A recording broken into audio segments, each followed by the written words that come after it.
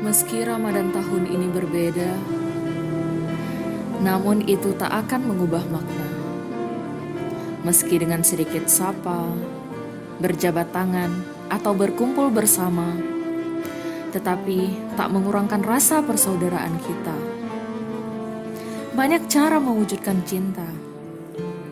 Kali ini cukup dengan menjaga jarak dan di rumah saja.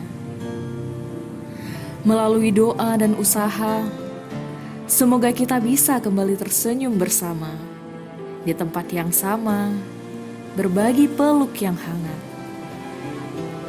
Kini Ramadan telah berlalu, dan kita bersiap menyambut hari kemenangan. Meski mengetuk pintu dan berjabat tangan seakan tidak mungkin untuk dilakukan, namun kata maaf bisa terucap menembus jarak yang begitu jauh memisahkan.